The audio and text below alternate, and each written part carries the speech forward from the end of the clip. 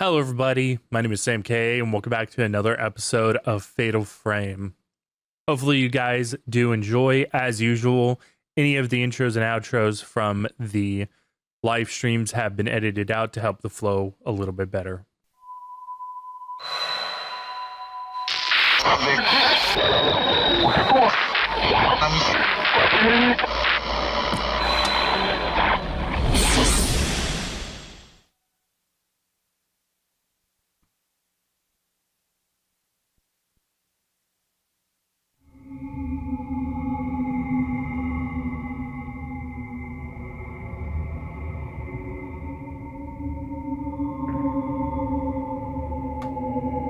Is this that place from yesterday? Hour 2, Manor of Sleep.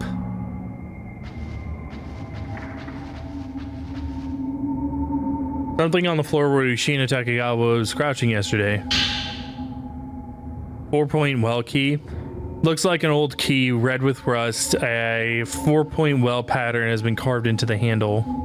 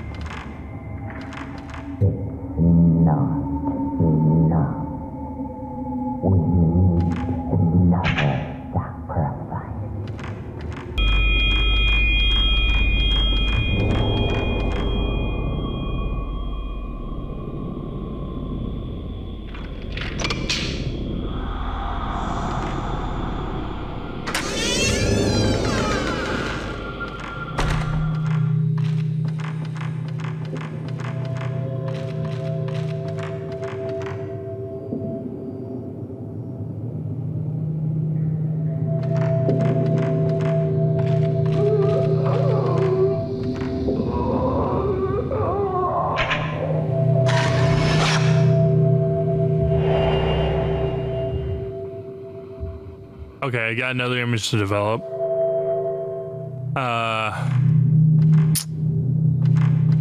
That seems like a bad situation to be in, though. That kind of sucks. Make out traces of an old joint in the wall. Tried to move it, but it's shut tight. Could there be something inside? Probably.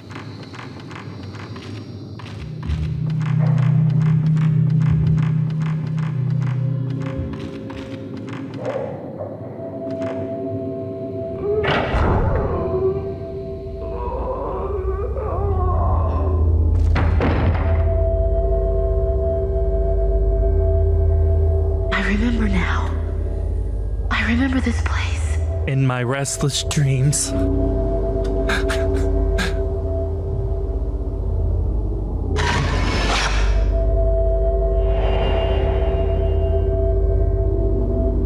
image of something has been caught in the photo. Nice. Okay, got 2 photos to develop. Before I do anything, I'm gonna go check that door that needs to be unlocked from upstairs.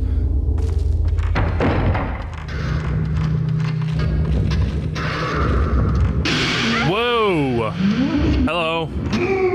How are you doing?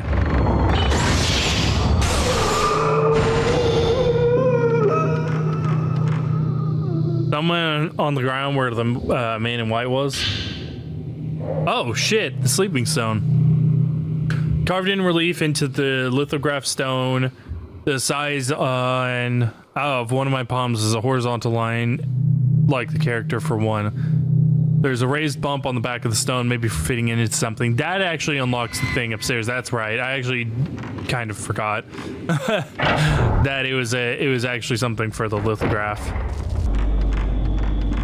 It's actually a little strange that they decided to go this route, because by 2006, you know, like I said, this was post RE4.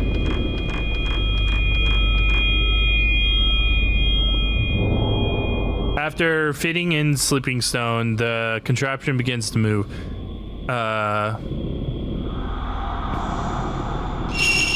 Engrave the pedestals, same number of panes as are engraved on the sleeping stone. This turns into that. And that's there. And that's there. I think this one's also... Oh. Okay.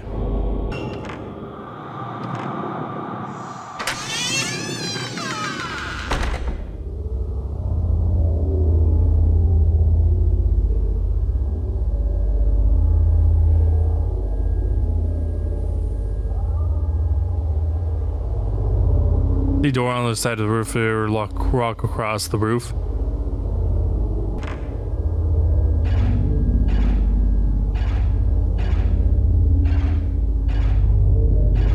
Pause the load behind the door, open door, pass through, unload. Yeah, actually I could be wrong about the first game. But I do know that Fatal Frame 2 also does that. But the Xbox had a hard drive in it, always did. And not only that, the Xbox was faster, and not only that, I had it installed to the I had the game installed to the hard drive. This is still at its core emulating, like partially emulating the PS2, which didn't have a hard drive, only had memory cards, and well, mine isn't, you know, modded. I think you can put a hard drive inside of a PS2 if you like hard mod it. I haven't explored a whole lot of like the modding scene on any of the PlayStation consoles, honestly. Something is reflecting light on the floor. Mandarin's pattern has been carved in the old key. Okay, we got 2 Mandarins thing. Found part for the camera obscura. Have acquired, equip, function, evade.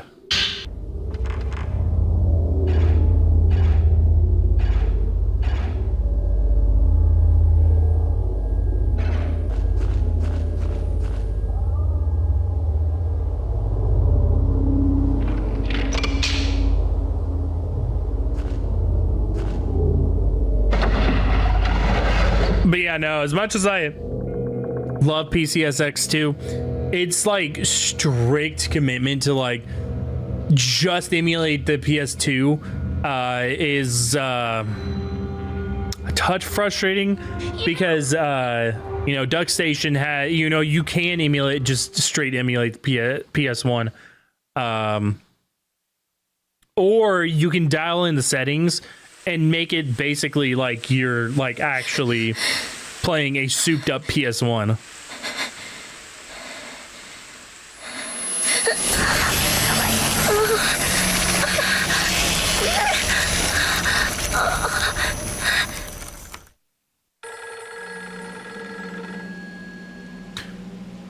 It's the same courtyard and tomb from that daydream. In the dream, you was inside. There's old film and the camera obscura. Yep, we gotta develop more film. Got musty film. I love that it calls it musty film. It's pretty funny.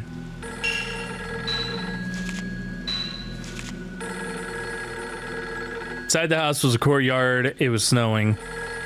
There was a line of graves and an even old house looming up behind.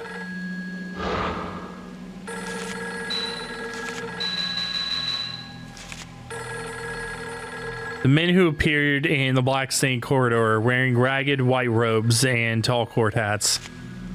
Was it their voices I heard through the corridor walls moaning? What was happening to them in there?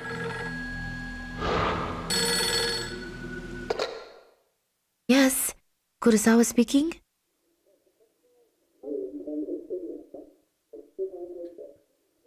Miku. Ready? It's Miku. Good morning.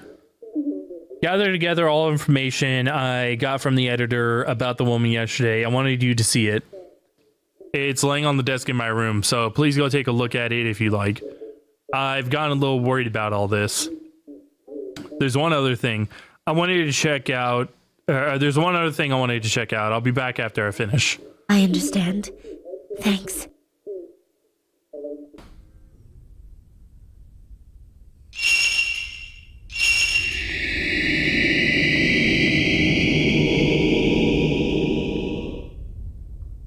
Looks like the grave mound in the courtyard by the Sarah. Maybe I can learn something from this photo.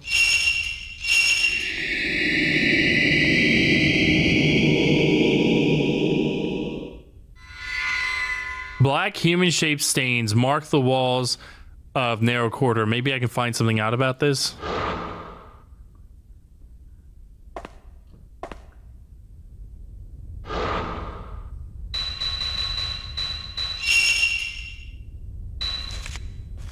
Oops. Narrow corridor on the other side of the door where I heard the moaning was strung with sacred rope and paper. The walls were covered with human-shaped stains. There was a black stain left behind where Yoshino Takigawa vanished. Did something happen on those walls as well? Potentially. Allegedly, something happened.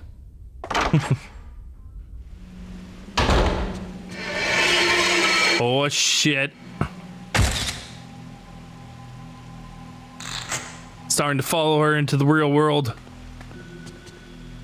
Bookshelves are full of volumes of folklore, philosophy, and anthropology. All books you used for his work, or ones that were published by his company. There was a time when I used to be interested in them, but it was only a passing phase. In the bookcase is the book Occultism that Amakura, not Akamura, Amakura wrote about in his letter. The camera obscura is the device used to capture the other world, made by occultist Kunihiko Asao from the late 19th to the early 20th century. Damn. God damn, man. Like, that was like the early days of like whenever they were just starting to make cameras and shit. He tried to communicate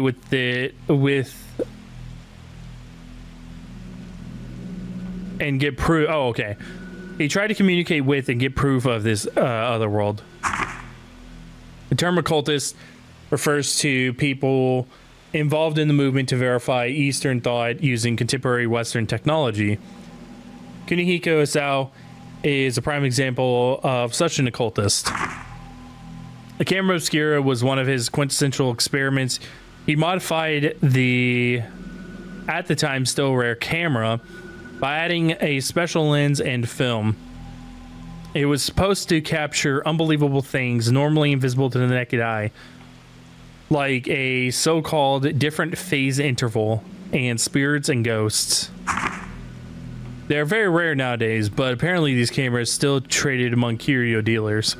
Most have been broken, and we have lost the chance to see the other world, as well as Asao's achievements for eternity.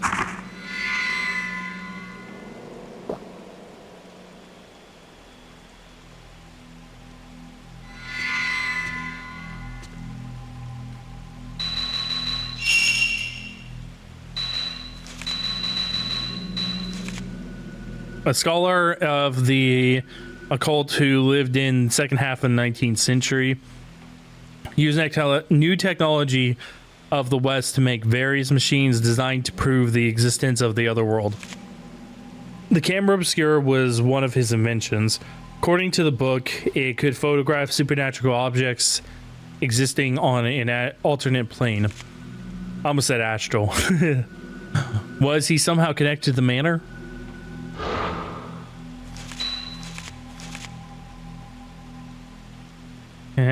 Designed by a man with the same surname as you, Asao, to photograph images of spirits and ghosts. But what was the camera doing inside the manor?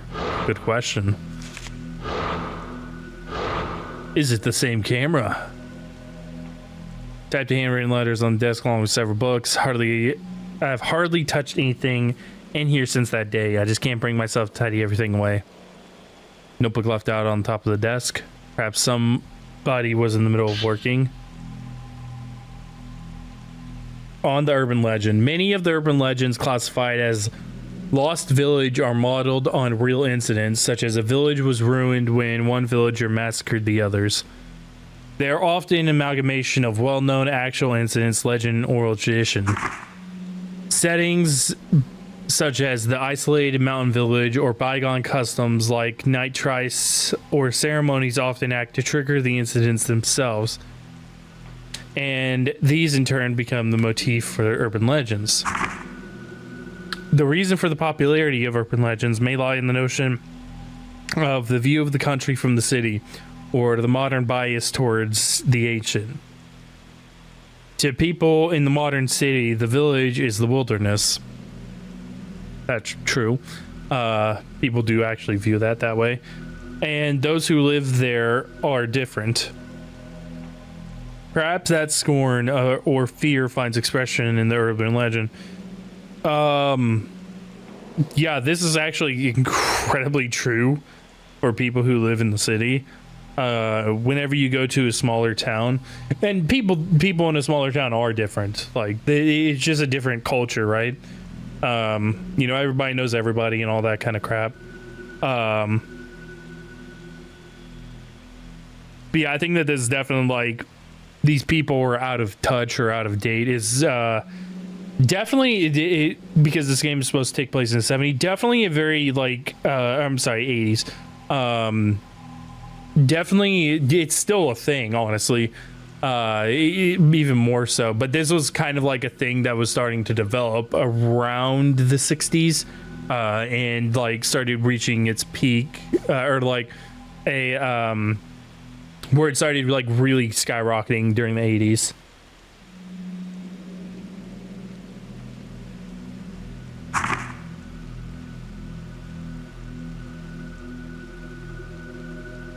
For that reason, the setting of the legend must be the isolated mountain village. Further, bygone customs are attractive elements that end up acting to provoke the incident. As a case in point, there's a story about the area around the Minakami Dam where Mayu went missing. The lost village in the mountains of the Minakami area. There was once a massacre in the so-called Lost Village. Years ago, on a night of a certain festival, there was a great massacre, and the village disappeared from the map. We know what happened. Only one woman survived. If you walk in the forest where the village once lay, there's a small guardian statue, and if you continue, you will come to the shrine gate that forms the entrance to the village. If you should pass through the gate, you will never return. Night of the massacre continues in this village, where day will never again break. And the woman's horrific laugh rings through the village. Next, we have the Manor of Bizarre Murders, where the same tragedy recurs. Scale smaller, but generally speaking, it resembles the pattern of the village and is made of elements based on true incidents. Below is an example of this. It has to do with Mafuyu's disappearance. The House of Mutilation.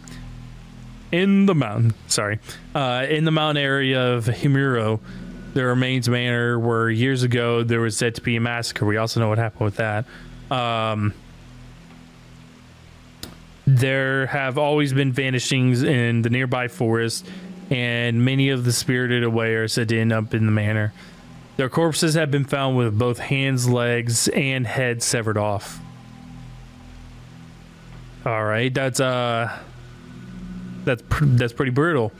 That was more implied in the first game. They're just straight up saying it now.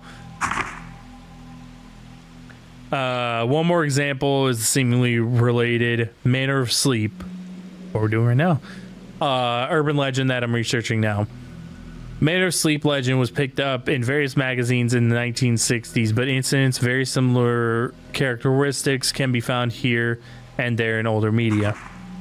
Newspaper from the early 1900s, and this newspaper is from the early 1900s. Of no relation to the Manor of Sleep legend was taken up, but the background of the spirited away and those people later conditions bear many similarities to the Manor of Sleep urban legend.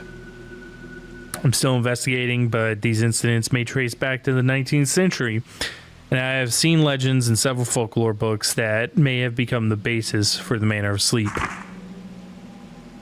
Perhaps this is what Kai was asking to investigate. Out of well-organized notebook. When I written legends to your file. May find related books and documents in bookcases or desks. Old newspapers stuck in the notebook. Series of vanishings across region. According to sources, before dawn yesterday, a mother and daughter who lived in Miyujin village went missing. The missing are Maki Kuzuhara, and her daughter Kozu. Since last year, the two have been searching for Kuzuhara's missing husband. The two reportedly wandered the mountains nearly every day. The informant says, I hadn't seen them for several days, so I went to visit them. There was no answer, so I went inside, but they were gone. I only saw some black soot like marks. Oops. Similar disappearances are being reported across the area, and some are calling them spirited ways.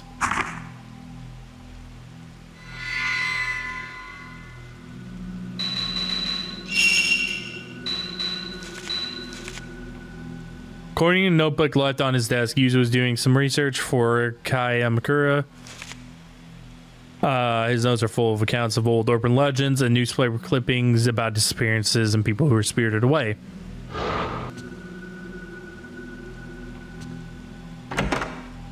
Oh, you actually can go in if you just click on it or press on it twice.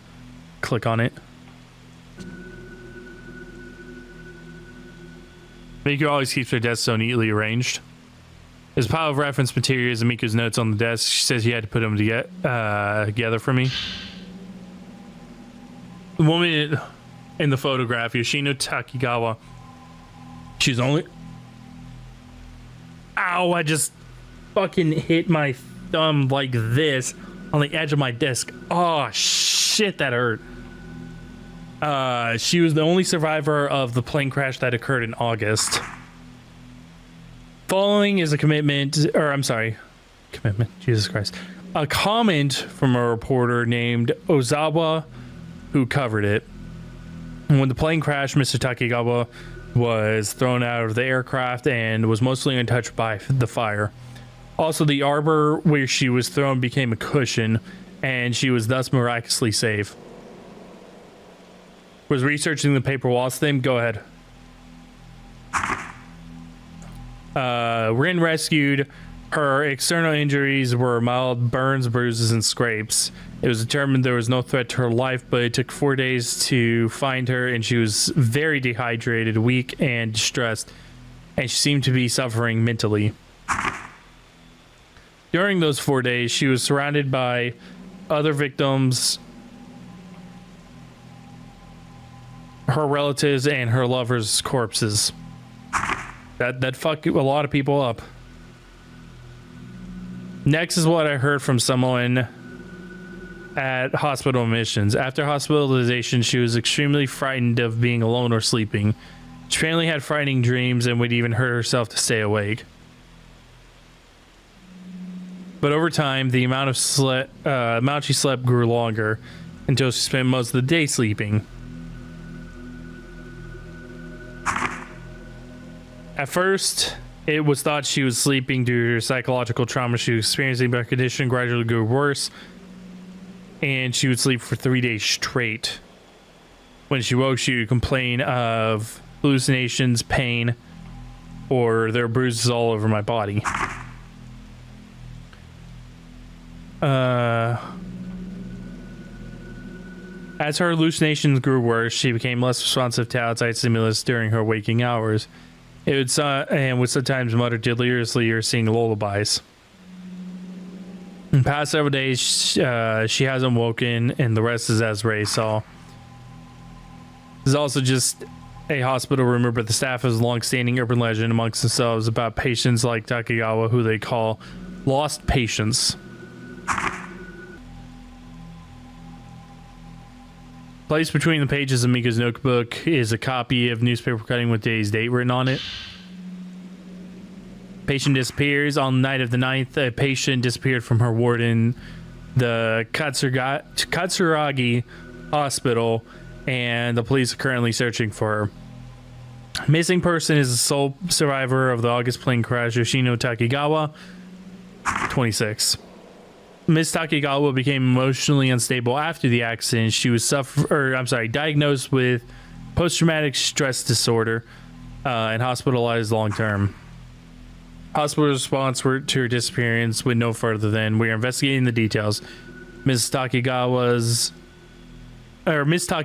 lost all her family in the accident, and concerns have been raised about her current whereabouts.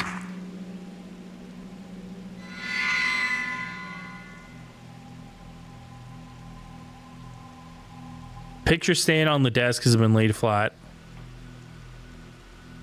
This is a photo of Miku in my Fuyu.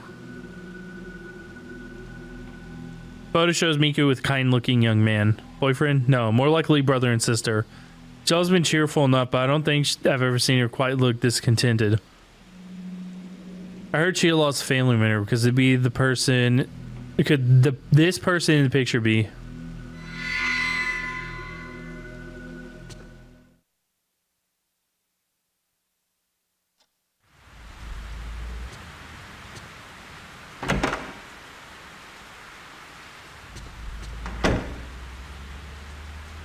Ray? Are you having trouble sleeping? It seems like you're having a lot of nightmares lately. Are you all right? What can I do for you?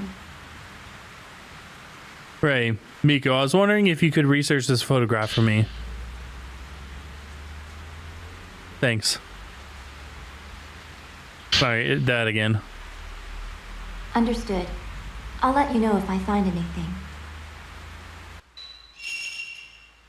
That's going to be it for this episode of Fatal Frame. Hopefully you guys did enjoy. If you want to see more, make sure to subscribe. If you enjoyed this, make sure to leave a like. I intend to do the entire series in an edited format like this, so hopefully you guys will be ready for it.